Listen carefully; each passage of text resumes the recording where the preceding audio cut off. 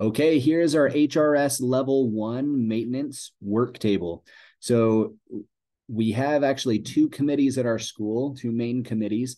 One is the High Reliability Schools Committee, and they are working on level 2 this year. And we also have the School Culture Committee, and they're focused more on helping the school maintain what we built as part of certifying for HRS level 1. So this is our working document that we use in the School Culture Committee, and it goes over each leading indicator, and it also has the lagging indicators.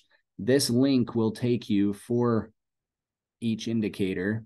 It will take you to a PowerPoint, and this is the original PowerPoint where we gave you all of our evidence that we had certified in this area. I went through this and I only left things that we are still doing. So it's up to date. If we weren't doing those things, I removed them. And that's what we see right here. Implementation as of May 2022 when we certified first. Okay. And we also have the leading indicators, which is our survey data. The first time we took the survey was in 2020, and our scores showed here. And then 2022, right before we certified level 1. And then this year, early in 2023, we took another quick data survey for staff and students and parents because we wanted to see, are we still there? So for 1.1, the faculty and staff perceived the school environment as safe and orderly. This, we started at 4.43, which was a prove indicator. It was a prove leading indicator. And then in 2022, we had bumped that up a little bit to 4.52. And this year in January, actually, I think it was February, early in 2023, we were at 4.65. So we are just continuing to improve that. This column shows what we implemented at the beginning of this school year. So at the beginning of 2022 school year, 2022, 2023, here are things that we changed. So maintain these things, continue to grow here. One thing I wanted to tighten up was our PLC process. We've always had our process in place, but I wanted to become more intentional and focused in doing that. So here's a couple documents that showed how we did that. And we had a training on this at our opening meetings at the beginning of the school year. So this is the PLC handbook we wrote for Linden Park Elementary. Here's our philosophy for PLCs and the work we do there to help kids. And then this is our PLC process that we've always had in place. And we'll want to continue to follow that. But how we became more intentional is we created a schedule and we rotate between 5 different PLC groups. So when you come to PLCs on Friday mornings, we come with our data entered and ready specifically for what we're focused on that week. So one PLC is focusing on grade level English and language arts. So how are our kids doing on the grade level standards for ELA? And what do we need to help students that are not getting there yet? And what do we need to do to help students who have gotten there? And so it shows you who attends. It shows you what data should be entered and what the data they're going to review once they come together. And then here is kind of the agenda of the work to be done during that week. The second rotation is grade level math, same idea, but for math. And then we have the WIN, which starts for what is needed, or stands for what is needed. And this is our RTI for ELA. So instead of being grade level standards that we're focused on for this one, this is our RTI time, and it's on student level. So the grade level teachers are in charge of and focused on helping every student achieve and intervening to help them achieve the grade level standards. The RTI process, the teachers are still involved in teaching that. They're still involved in this PLC process and analyzing data and seeing what students need to keep growing. But the intervention or certified interventionist runs this group for different grade levels. Okay. And so the second grade teachers will come and meet with her, and then the third and fourth grade teachers are PLCing for this together, and they'll come and meet with her, and the fifth and sixth grade teachers will come and meet, and they'll analyze data, and they'll switch groups and see on student level for ELA, what do they need? And there's kind of the outline of how that looks. Okay, we have the same thing, the RTI process on student level for math. And we have our fifth week, our fifth rotation is actually run by our counselor, and it's the social emotional learning week, where we review Aperture 8 data and our check-in, check-out data and decide, all right, tier 1, whole group, counselor visits the classroom and teaches a counseling lesson. What do the kids need generally? Are there specific focused groups, tier 2, where we can do small group instruction on SEL skills from the counselor? Are there kids that are severe need that we can have one-on-one counseling with the and focus on skills that will help them be successful here in school? So that is the focus of that fifth week. That's all on a rotation school-wide, because our interventionist and our counselor need to be able to rotate between all of the different groups. And so we have this rotation that is set up that we trained everybody on at the beginning of the year. We also, as part of that, they have a place to put all of their data. So this is a redacted data sheet from third grade. There are 3 teachers, and then each class. And you have the standard, and then their pre-test and their post-test for each standard. So here you have 2 standards with a pre-test and a post-test. Now, obviously, there'd be more tabs down here for all the priority standards we have, but we redacted just one, and this is a copy of that so that we're not actually sharing student data. But each class is shown, and they can analyze that together and make plans to intervene on grade level standards. We also included, that's for math. This is an ELA example. So also redacted, but it shows what skills are being worked on and where the kids are at. Okay, so those are changes we've already implemented. The next steps is our current projects. We're either in the process of implementing them, or we have goals to implement them, and we're working towards that. Next steps for this area, we assigned one of our paras to be the morning and afternoon crosswalk duty for a second crosswalk that was uncovered. So we have 3 crosswalks near our school that kids cross in the morning and afternoons. And we have 2 of those covered, but since I came here, there was one that wasn't covered, and we assigned a duty to make sure that kids were able to cross safely there. And we assigned a para to man the front doors in the morning, first 15 minutes from when the bell rings at 8 o'clock till 8:15. We have a para at our security doors, and usually the secretary, they're busy with so much going on and sign-ins and answering questions. So they're really busy. So we assigned a para to be there at those security doors, and they will buzz kids in and make sure that entry is safe. And then we also have, if parents signed in and have a visitor's badge at that time, they'll be able to verify that they have the visitor's badge and allow them to enter. So that was just something we tightened up as far as security goes. Okay, 1.2, students, parents, and the community perceive the school environment as safe and orderly. So it's the same thing as 1.1, but from the student and parent perspective. We were at 4.05, then last year 4.31, and then this year 4.14. So we kind of went up, and then we're a little bit back down, but we're still above 4, still in that prove area. These are things that we are still doing. We're maintaining those good practices that help us achieve this. And then things that we started this year, because we wanted our community to know that we are constantly practicing and preparing. We post after our drills.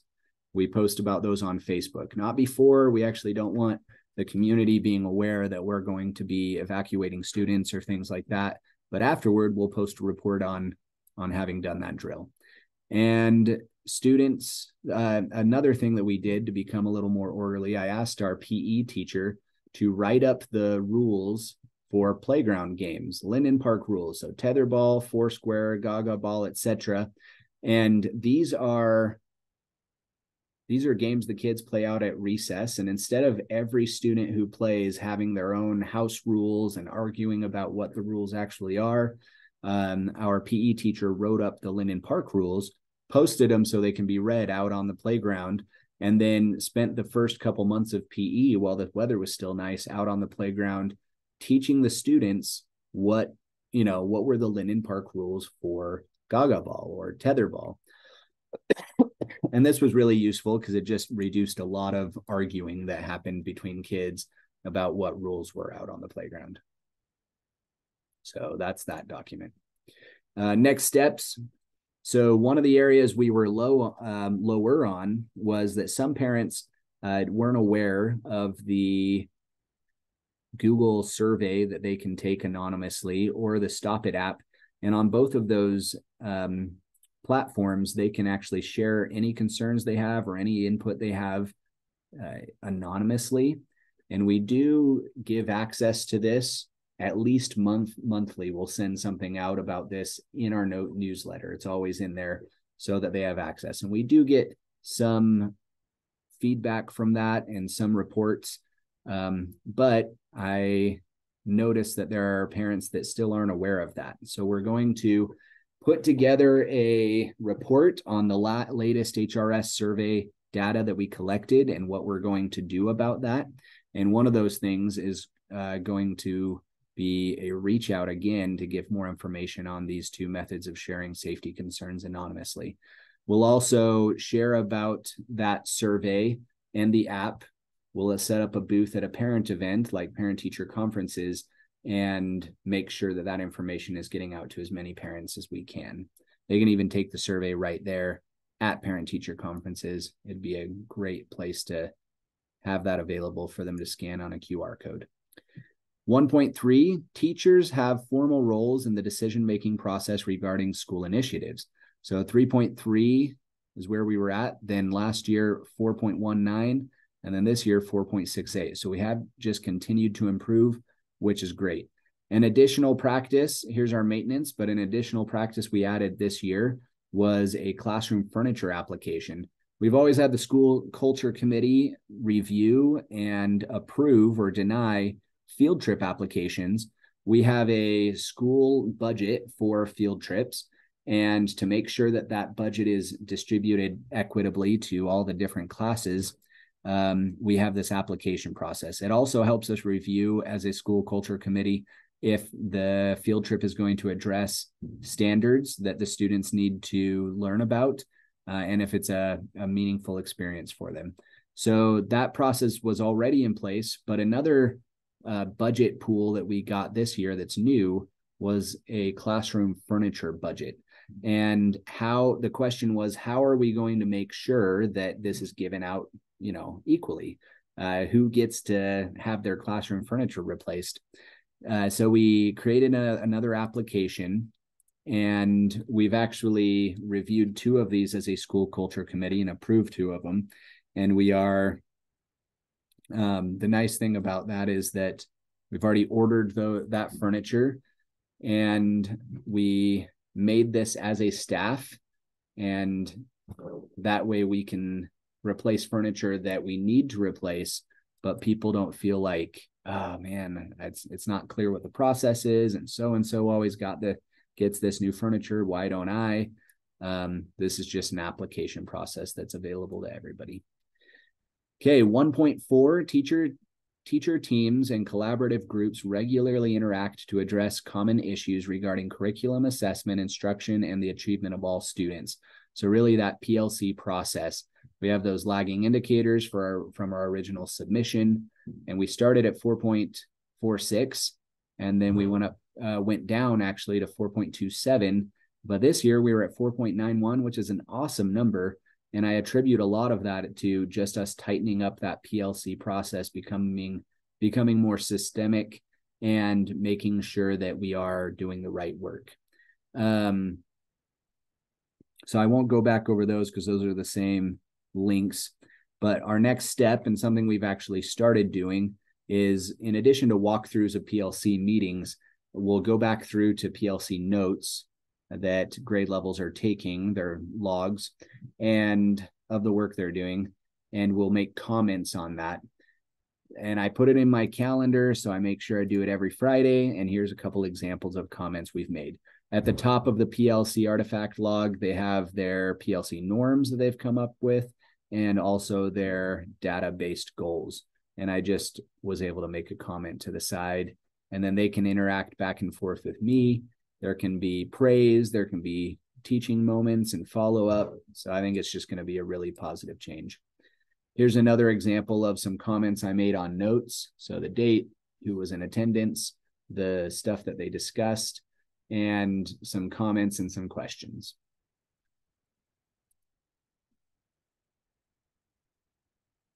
For 1.5, teachers and staff have formal ways to provide input regarding the optimal functioning of the school.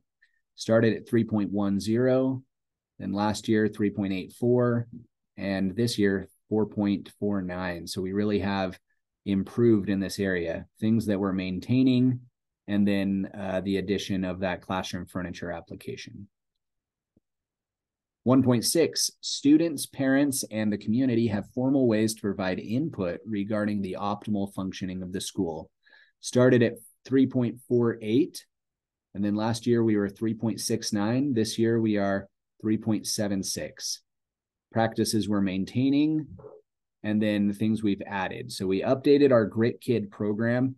Last year, there was one deadline at the end of October where Grit 4th, 5th, and 6th graders could apply to be Grit Kids, which is our leadership team. And those who applied, and qualified got in. And then that was the only application opportunity for the year. And this year, I really wanted to have that growth mindset for students. And the application could be submitted at any point during the school year. And if they submitted an application and they didn't quite make it, I would have a conversation with teachers and we'd say, okay, how can we coach this kid to be effective with and be able to meet these Grit Kid standards? We want every kid to be a Grit Kid. And then they work with them and get them up to those standards. We have had kids that have applied that weren't there that now are. And so it really has helped them grow. It's been a very positive change. And our Grit Kid group has done a lot of awesome service for the school this year. They're doing reading buddies, they're doing recycling, helping out the school. They wrote letters to people at old folks facilities where they were able to send Christmas cards to them. So a lot of great service opportunities for all stakeholders and community members. Student input on playground equipment. So we discussed that input they gave on new playground equipment we were adding last year. It wasn't installed till this September, but that's been a very positive thing for our school. Next steps, our lowest area on the survey was the student response to them having input on how the school functions. And so we do, I think it's fair input. And so some of them were feeling like they don't have input on how the school functions. And we do have Grit Kids, and we do take surveys, focus data from time to time. But like we have for the staff input survey, or like we have for the parent input survey, we want to create a student input survey. And each week on Friday in the mornings, they watch Grit Time News from us as principals. And at the end of Grit Time News, they could have just a few minutes to take that survey and give input on how the school functions if they desire. So that's a change that we're going to want to work towards. 1.7, the success of the whole school as well as individuals within the school is appropriately acknowledged. 3.79 originally, 3.93, 4.21. Practices we are continuing and changes we started at the beginning of this school year. So we did Toby tickets last year, and it was basically a positive office referral where teachers write specific praise for students.